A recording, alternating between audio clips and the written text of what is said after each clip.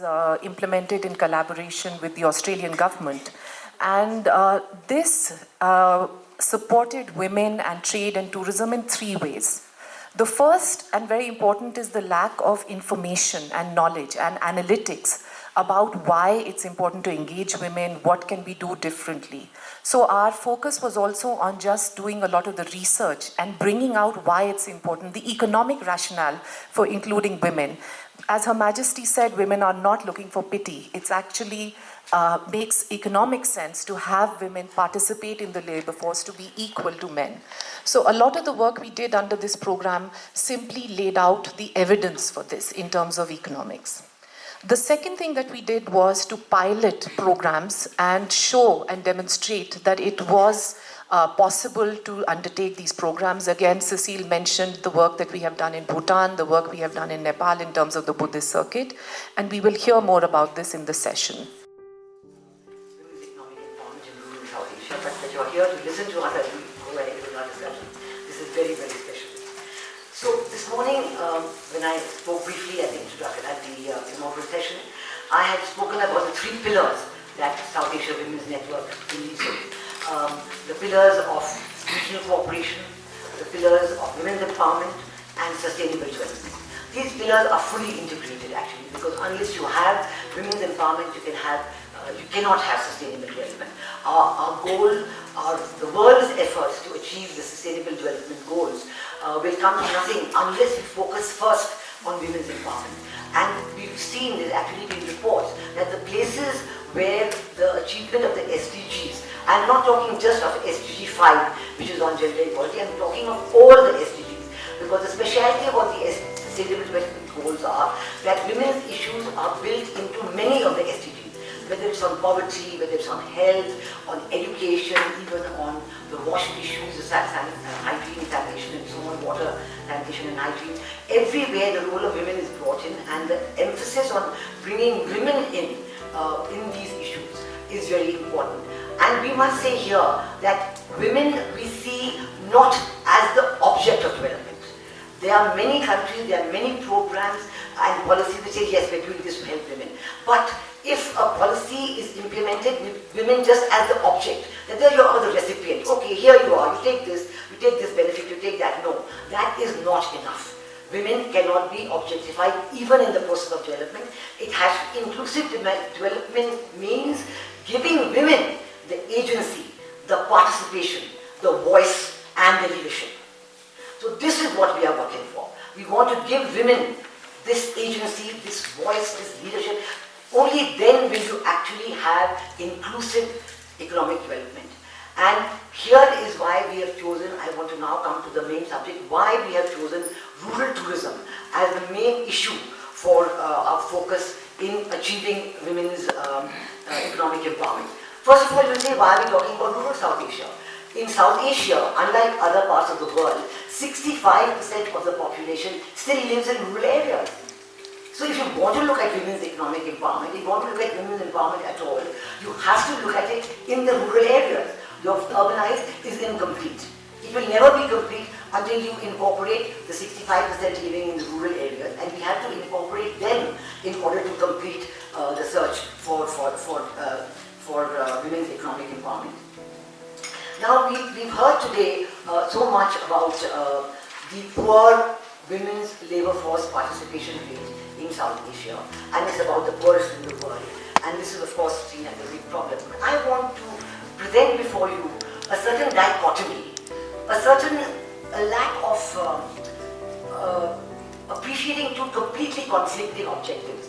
On the one hand, in India, in South Asia, all over South Asia, you are seeing increasingly the way in which women are participating in the workforce, let's say in rural areas in agriculture.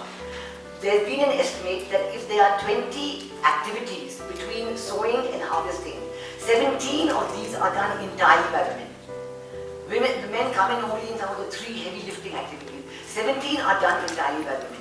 So there is also the fact that we all know that in many of the villages of South Asia, the men leave and look for work in urban areas. So you have a depopulation of the male workforce in the rural areas, but you have a complete feminization of agriculture. So agriculture is being completely feminized. In addition to that, you have the fact that in the home, it's the woman who does all the work. She does all the chores, the cleaning, the cooking, and she does looking after the elderly and the care of the children. Now this aspect of incorporating what is described as women's unpaid work, there is a certain amount of unpaid work in every society, everywhere. But the question is, how much of this unpaid work is done by women and how much by men? In South Asia, and certainly I can tell you in India, because there was a Time Use survey done just recently, about 3 or 4 years ago, and they said that 80% of the women's unpaid work is done by women. 80% of the total unpaid work is done by women. Men do just 20% of the unpaid work there is, and this is a tremendous burden.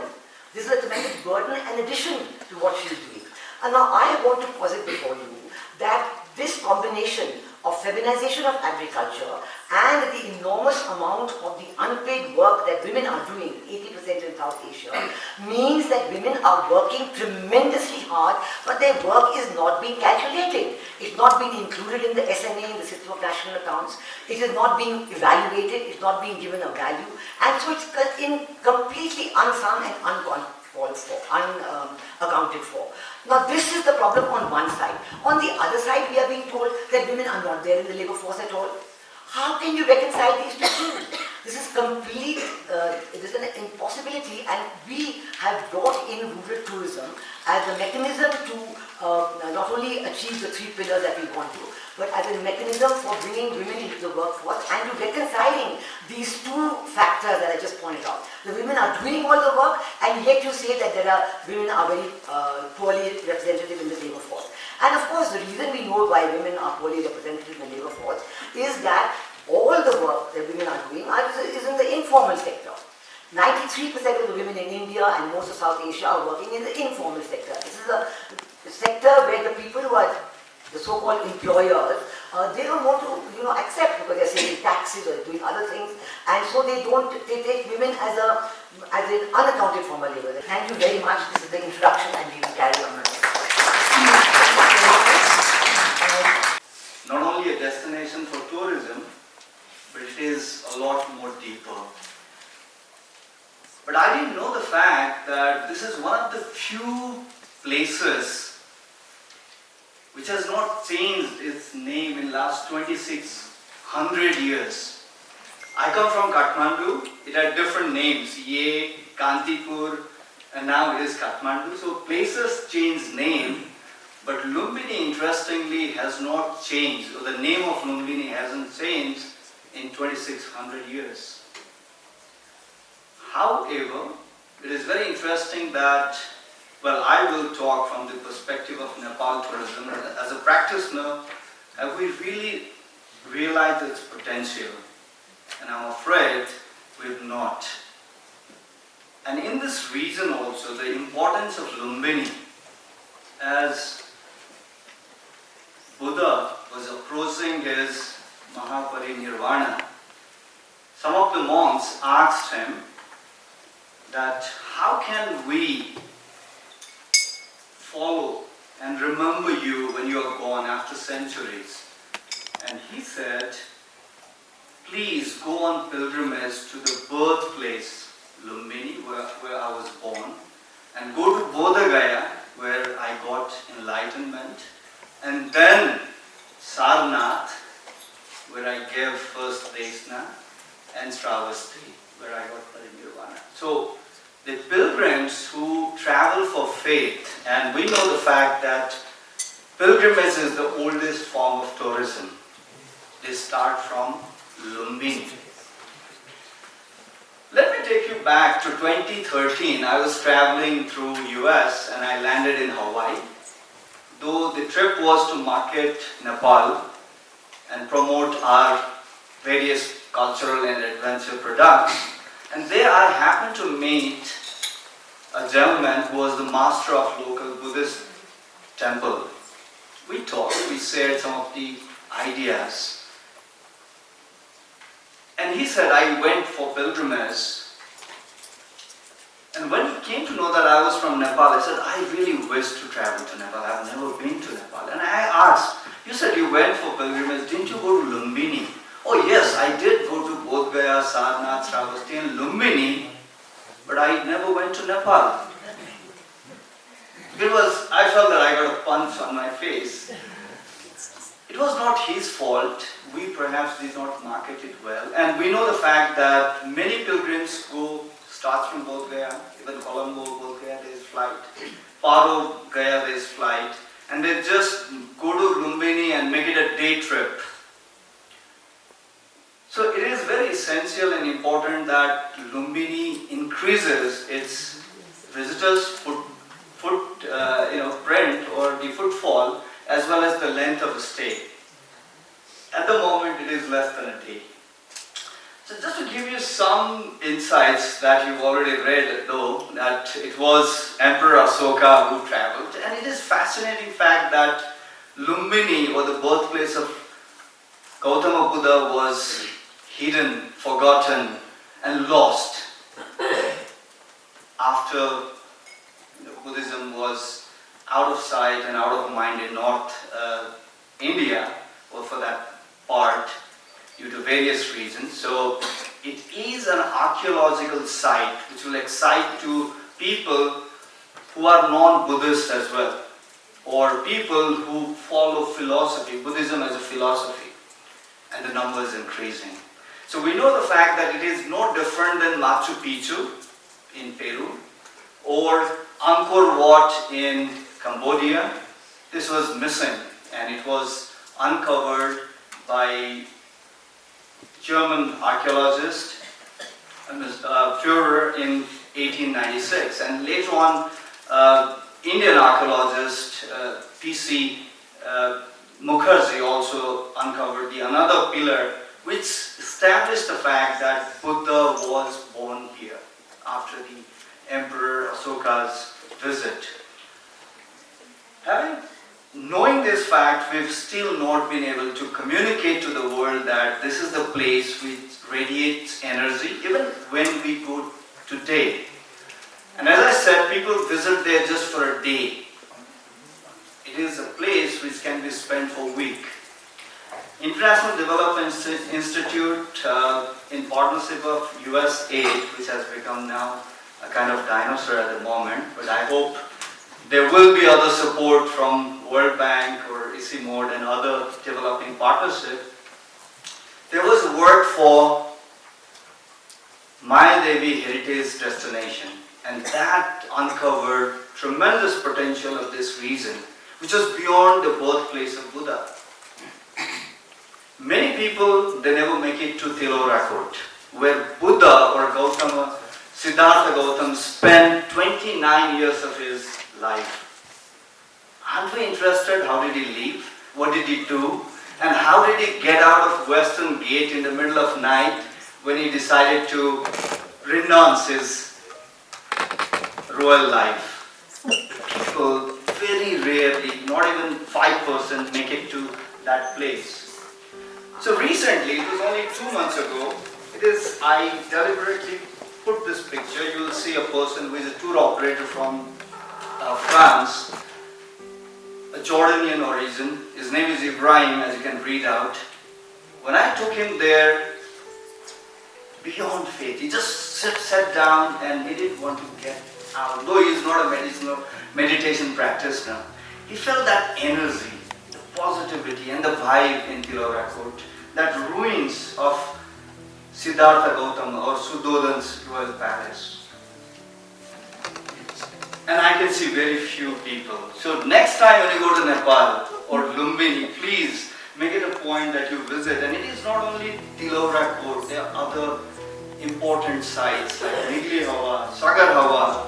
Those tourism practitioners who know about dark tourism, which is not so very positive form of tourism though, but we humans, we have craving or intrinsic desire to visit places of negativity or genocide, mass murder. It is here in Sagar Hawa, even I didn't know until I visited there, that's where the Sakyas family were murdered. Thousands of Sakyas were murdered. And that is the site of dark tourism. Peaceful Tal, which is a man-made lake, but that attracts migratory birds right from Tibet. And there is a homestay run by a local Tharu community, mostly owned and led by women. 13 homestays, and they are fairly in good condition, and they are good. So that can also empower women and make tourism more sustainable and tourism for all. Give birth to a lending operation called UP Pro Poor Tourism, so that the work there informed the bank's new direction in tourism, whereby the bank now focusing more on pro-poor and inclusive tourism. Traditionally, tourism the world over, not just in this part of the world, has tended to focus on the upper end of the market, serving the top end of the market. But we discovered during the course of this work that we carried out some very staggering statistics. And I'll pick up, since Mandakari mentioned this example of Agra. Agra, as we all know, Taj Mahal is one of the most iconic sites in the region, one of the 8 wonders. But there are some very, very interesting, if you dwell deeper, roughly about 9 million tourists go to Agra every year. 8 million of them domestic tourists, 1 million of them international tourists. Agra, as you know, is only 200 kilometers from Delhi. It's less than 200 kilometers from Jaipur. We started doing some number crunching and say, let's find out who's going there, how much are they spending. So just to give you an idea, the typical spend of a foreign tourist who comes to India in that year was $2,700. The median expenditure per capita is $2,700. Out of that, we were amazed to learn that out of that $2,700, less than $15 is actually spent in Agra. Agra has got 600 slums, right? For those of you who visited Agra, you have this phenomenally beautiful monument, and it's surrounded by, slums and very poor, impoverished settlements.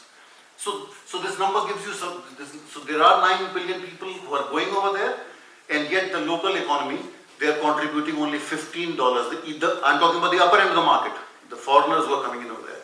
Why? Because the money stays outside the Agra economy.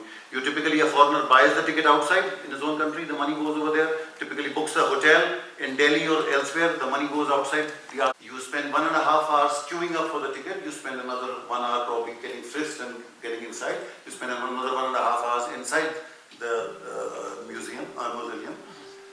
Already 4.5 hours gone. By this time you're too tired, you're too hungry. The bottle that you bought in Delhi, the water is over, so you throw the bottle in Agra, contribute to the solid waste. You'll probably go use the toilet, contribute to the liquid waste. By this time you're being hassled by the local guys who are trying to sell you a memento. The memento is very often a cheap Chinese reproduction of Taj, because made in China, in Shenzhen or somewhere, which was bought for $7 or $6 or sometimes more, $2 or $3 and sells for $300. The original replica made from marble, the cost to an Indian artisan, the cost is 1,700 rupees. The cheap Chinese replica sells for $3, the retail price. So by the time you're too tired and haggled, and so you basically, to get rid of those guys, you buy a cheap replica. Probably buy, there is the UP tourism, whatever, sells chola bhaturas and dosa, for those of you the culinary, which have got nothing to do with the Mughlai cuisine. There are 154 monuments in Agra, some of them to my mind as beautiful, if not more beautiful than the Taj. There's something called Etmat-ud-Daula tomb, which predates Taj Mahal by 50 years, and it's phenomenally beautiful, but hardly anybody goes over there. Out of the 9 million people who go to see the Taj, the second most visited monument, which is Agra Fort, which is again a phenomenal monument, the figure drops from 9 million to about 4 million. So you lose 5 million people who have traveled, some of them travel thousands of kilometers to come to Agra, but don't make the effort to go to the second monument. So there are learnings for all of this, for us in the Buddhist circuit and in the region. How do we develop and market our sites and destinations and circuits? And unless we do it right, we may get the numbers, but we will not, kind of achieve what we want to achieve. So, what I'm going to talk about is just just the key takeaways. What is it? This 10 years of learnings and hundreds of studies basically has been the learning at the bank for us. There is a huge opportunity in tourism. 10% of the global GDP is contributed by the tourism sector. 1 in 10 jobs globally are in the tourism sector. Okay? Yet there are about roughly 500 million Buddhists worldwide. Only 0.005 of those actually visit the Buddhist circuit in India. I mean, these are the figures in India. So we are able to attract only 0.005% of these Buddhists. I would like to believe that almost every Buddhist wants to visit the 4 places, the four most significant places that Buddha himself said. The first one, of course, Pankaji mentioned, Lumbini, where he was born, the Bodh Gaya, where he attained enlightenment, Sarnath, where he formed the Sangha and gave his first sermon, and Kushinagar, where he attained Mahaparinirvana. And yet we are able to attract only a tiny fragment. So if we drop 0.005%, if we drop 10, this translates to 2.5 million additional tourists. If you drop 20, it becomes 0.5%, it attracts 25 million tourists. If you are able to, if they spend only $100 in their entire stay, it brings $2.5 billion to the economy in these 3 countries. So that is the kind of scale of opportunity which is available. And yet we are not even scratching the surface. So the other opportunities that Cecil mentioned and Your Majesty also mentioned, this is one of the few sectors where more than 50% jobs worldwide, 54% actually, globally are women. Basically, women comprise 54% of the global labor force. And if global figure is 54%, you can imagine many countries are much lower. South Asia, of course, is estimated to be around 33-34%. So we are not able to. This is one of the few sectors which creates jobs at all levels of expertise, from the unskilled to the semi-skilled to the skilled to the super skilled, right? This is one of the few sectors where you can create jobs at entire value chain, irrespective of where we all want to have high-tech jobs. Everyone wants to work in AI today. Everyone wants to have a $200,000 job, but it's not going to happen overnight. We are going to climb up the value chain. So tourism is one of the few sectors which allows women to start low and then climb up the value chain and graduate over there. So that's the scale of opportunity. So that's the opportunity. The second big learning for us is that you cannot give tourists a good experience unless the residents living in the vicinity have a good experience. You cannot create a fabulous location unless you cannot have a great Telora Kot site or a Ramagra site or a Lumbini site unless the people living in the vicinity, because the tourist unfortunately does not travel with blinkers on the eye. They don't travel with a eye patch, which will get open only inside the museum or inside the whatever. The journey starts from the airport. The tourist experience starts from the moment he lands at the airport, how he's treated at the immigration counter, the taxi that he takes to the hotel, and then the entire journey to where he reaches over there. He or she. So sorry. So unless we are able to, thank you. Unless we are able to improve this entire experience, we are not going to provide that immersive experience. And Her Majesty also mentioned about this. Women provide the bulk of the services, whether it's in the creative industries or it's in all the hospitality industries or in many of all the subsectors of tourism. So unless we improve the entire ecosystem, we are not going to be able to wow and globally tourists now have graduated. They just don't want to go and just visit a site. They want a more immersive experience. They want to be able to experience, and Bhutan again has been a leader in showcasing the rich culture and heritage and marketing the whole ethos, the whole Bhutanese way of life, rather than one site or so on and so forth. So that's and then I've talked about the need to involve stakeholders at all levels. So women, if we want to place them at the forefront, women have to be involved right from the planning stage and not when you've actually delivered the project or built the project and then you involve them. And I think you made the point about women not being beneficiaries but equal partners. So you have to focus on the entire tourism system. You have to have the connectivity. Right now, if I want to travel to the 6 sites, it's going to be antagonistic. We've seen what's happening in Barcelona and many other countries, very, very advanced. They attract millions of tourists, and yet the local residents are shooting water pistols at the tourists and saying, go away. Because tourists also bring negative impacts in terms of increased land prices, in terms of increased rentals, in terms of pollution, in terms of traffic congestion and all. So we have to do it in a balanced manner, and I think the 3 countries have demonstrated there is no one answer. Bhutan with its high value, low volume, Nepal with its high volume and low volume, and India with a combination. So it shows that it is possible for multiple strategies to coexist even in this region. Thank you very much. In Bhutan. And of course, formal introduction of Buddhism to Bhutan was by Guru Padma Sambhava in the 8th century, then later by Longshin Ramjam, Pemadingpa, Trungpa Khinle, and finally Shabdung Ngawang Namgil has made Buddhism the state religion of Bhutan. Next, on the Buddhist tourism, as per the Bhutan Tourism Monitor 2019, almost 90% of tourists visiting Bhutan, they come for cultural tourism. And cultural tourism is basically for attending the sacred festivals like Paro Sechu, Thimphu Sechu, and other religious local festivals in our country, and also for meditation and spiritual teachings within the monasteries, and experience heritage lodges and homestays near the monasteries. So Bhutan is not just a destination, it is a spiritual sanctuary deeply rooted in the Vajrayana Buddhism. The concept of Buddhist tourism circuit in Bhutan offers mountain sightseeing. It invites the world to experience living spirituality. Bhutan is one of the last strongholds of authentic Vajrayana practices, with sacred sites untouched by mass tourism. And likewise, the Buddhists, we also visit sacred sites. We also go on pilgrimage to Nepal, India, and Tibet, as well as Sri Lanka. Just like to start with the first slide, which is, let's move. So we are all sailing on the same ship, the Himalaya, with all its wonders and challenges.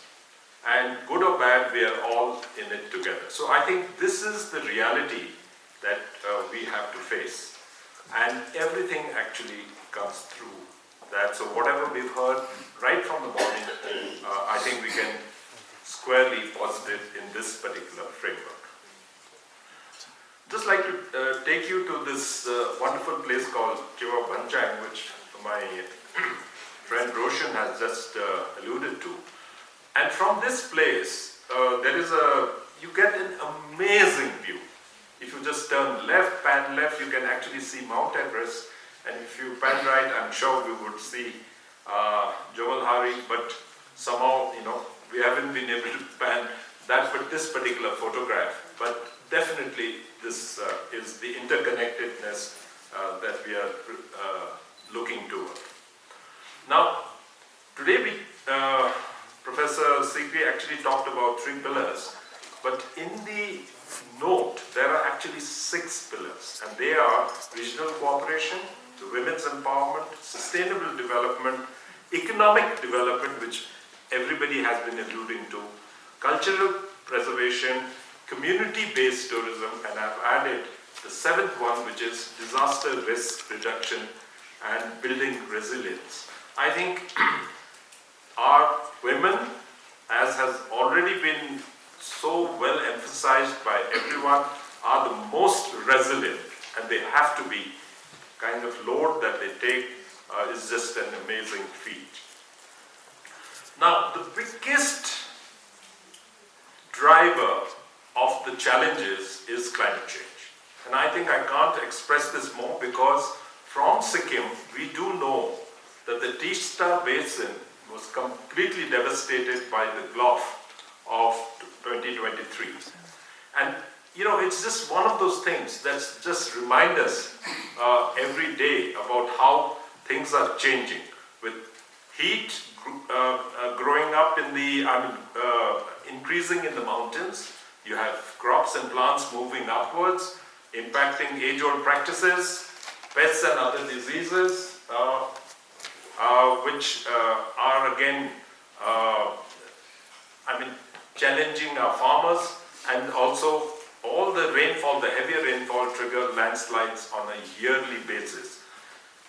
There's less snowfall and our glaciers are retreating at an alarming rate, impacting our water availability during the winter and hydroelectricity generation. This also means there is less water for all the lower riparian people in the plains. This is one of the biggest challenges that South Asia is going to face. The drier winters means more likelihood of forest fires, pollution, and it has severe impact on lives and livelihoods. Since the plains are getting hotter, we now have climate migrants and climate tourists. This is a burden we can actually do without.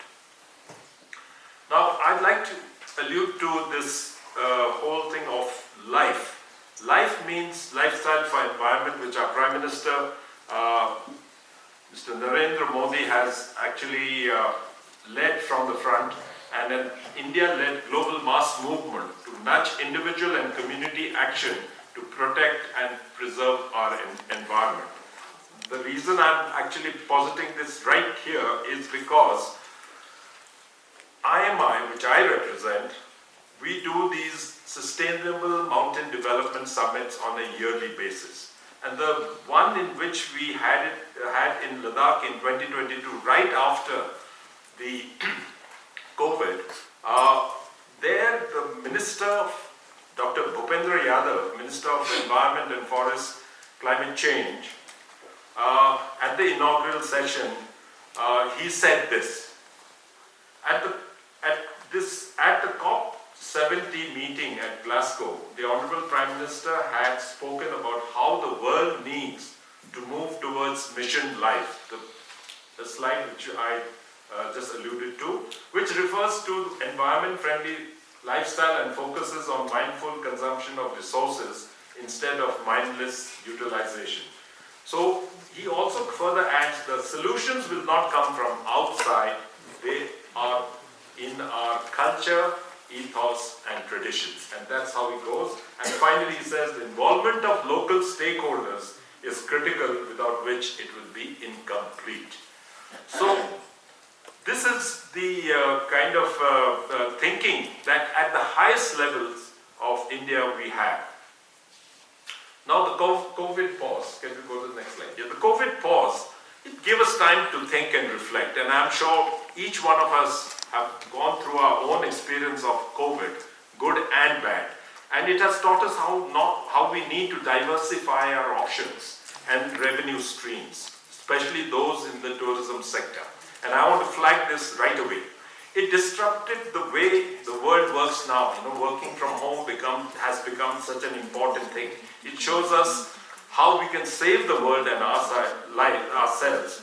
The whole movement of degrowth, which is again related to life. And I would like to just make one statement here and talk about how the gross national happiness which Bhutan has initiated and is working on is something which should take center stage in our thinking as we go forward. Whether we do it for women's empowerment, do it for rural tourism, or just do it for plain simple economic growth.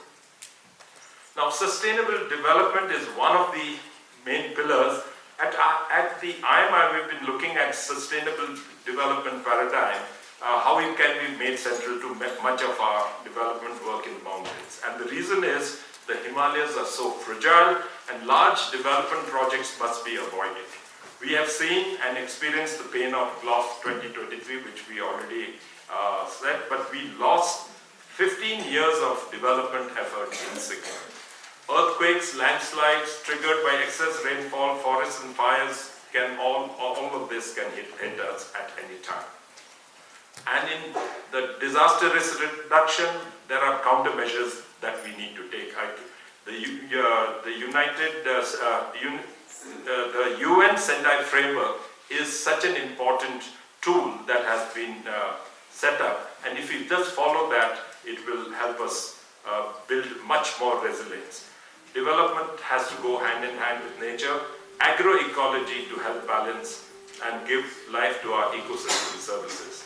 Ecotourism has become center stage now, and that is what we have been talking about. Health and wellness tourism are niche products, clean air, clean food and clean water. This is what the world needs now. And of course, clean minds for mental health. Niche tourism products across the Himalaya. We just heard of the Buddhist circuit. Sikkim is blessed with many places to visit, as in Bhutan and Nepal. Nature-based tourism like Shinrin Yuko, the forest bathing concept, is also there, for which I have a slide later.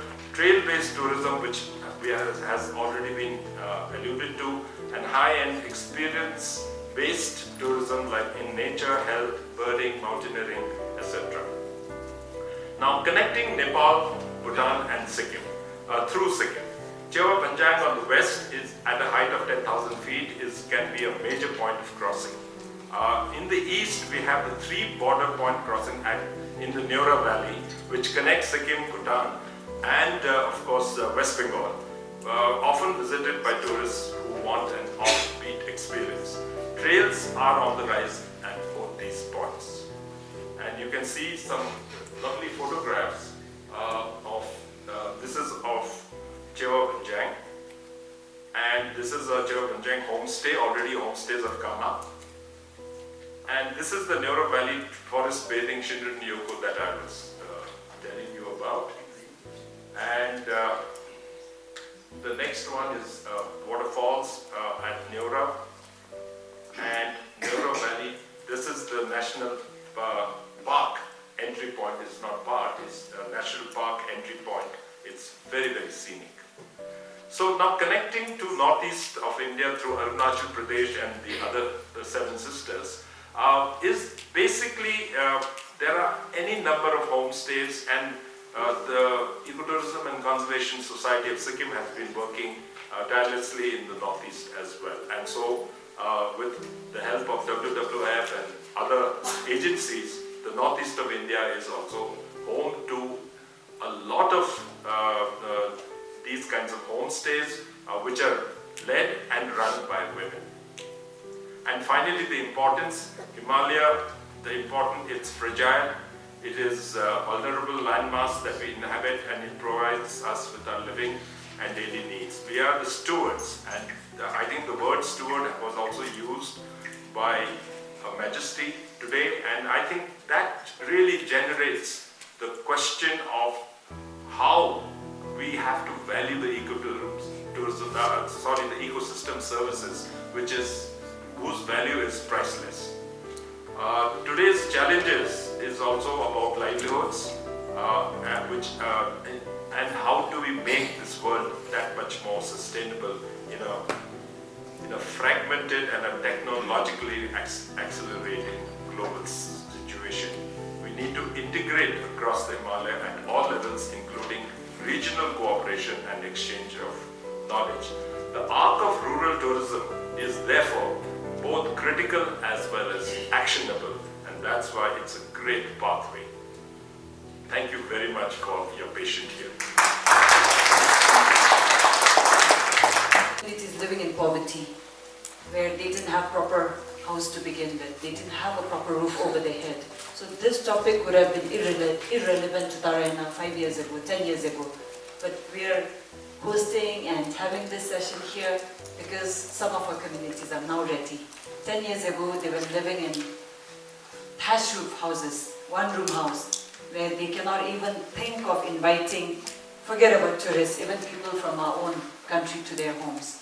They were shying away from their living condition. So we have over the years facilitated in building homes for them, in reviving their lost arts, tradition, culture, making sure that they have a toilet facility, making sure that they have additional income from their crafts, and we've put all these services in place, and they've progressed out of poverty and become self-reliant and self-sufficient, and now they feel that they're ready for tourism, which is why there's a lot of demand, and for us, we are an organization that responds, that evolves with the community's needs and respond to their needs. So this is a new area, and I'm hoping that in the next conference we'll have a lot of experiences to share, but we've heard from our local experts, our international experts, and we also have many experts in the room. So Tarayana has been utilizing the local experts, and now we have the SWAN partners to depend on in terms of capacity, in terms of resources hopefully, but at the same time all the experiences left. So this year we'll be opening 2 communities to tourism, one in Doya and the Samsi Doya community. So these are very distinct, these are very small communities, very unique in their own ways, very different from the mainstream Bhutanese, and they have distinct culture. They have a lot to showcase and exhibit, not only to outsiders but even to our own local Bhutanese. So this is the start of our journey, and with all the partners from the SWAN and also from our local partners, we hope to take this forward, and we hope to facilitate many more communities open up to tourism so that they can benefit economically, but at the same time they also get motivation to preserve their age-old tradition. Stop. Thank you. Peace often feels like something we are all quietly searching for. Whether we say it loud or not, there is a universal longing for calm, for purpose, or for connection.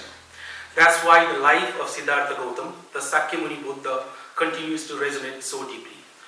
Born in a prince in Kapilvastu, Nepal, he gave up all his comfort in pursuit of a great truth, inner peace and compassion that could be shared with humanity. Buddhism has since spread across the globe, yet its spiritual roots remain deeply anchored in South Asia. Also, particularly in Nepal, India, Bhutan, Bangladesh, Sri Lanka, and other countries.